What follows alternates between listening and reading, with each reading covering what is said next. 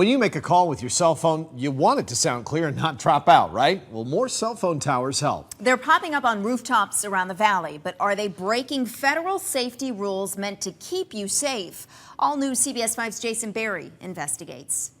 You see them all over the place, those cell phone towers on top of buildings that help provide you better reception. Or should I just call Tori directly? Federal studies show the powerful RF radiation these towers send out is not harmful to anyone on the street and beyond a few feet. But what about someone doing work or standing right in front of an antenna? When you have no guidelines, we're basically just throwing the dice with our health and our safety. Sherry Anderson manages a Phoenix office building which happens to have a few cell phone towers on the roof. She took us up there to look around. This doesn't appear to be safe to me. Anderson told us that the companies who installed these cell towers have never given them any safety instructions or provided any guidelines for maintenance workers who may be exposed to high levels of electric and magnetic power. If you're putting floor polish on, there's an OSHA standard. If you're doing electrical work, there's an OSHA standard. We have no standards, no protocols. This is becoming more the typical cellular installation nowadays. Radio frequency engineer Marv Wessel has inspected thousands of cell phone antenna sites across the country and says setups like this one are not that uncommon. Way over the public limit. In fact, many of these antennas have emissions well over the federal safety limits. The license holders are ultimately responsible.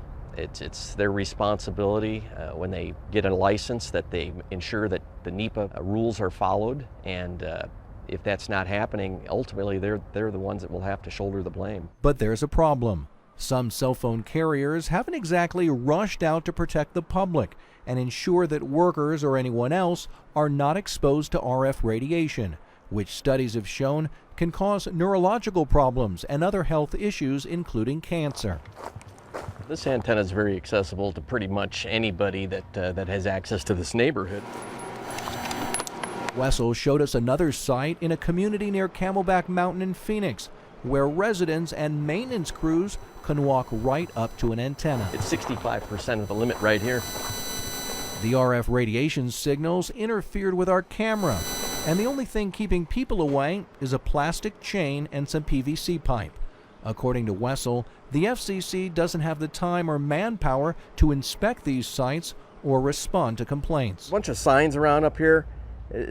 Some of the stuff says caution and stuff. Is there anything I need to worry about? Wessel even called a phone number listed on one of the cell towers to say he'd be working close by and ask about any safety concerns. He was told, as long as I wasn't working on their equipment, they didn't seem too concerned. I was fine to go anywhere I wanted to go on the rooftop. Cell phone carriers like Sprint, AT&T, and Verizon have said they place a high priority on safety and are working on plans to reduce exposure to RF emissions. But as we easily discovered, they've got a long way to go. Jason Berry, CBS 5 News.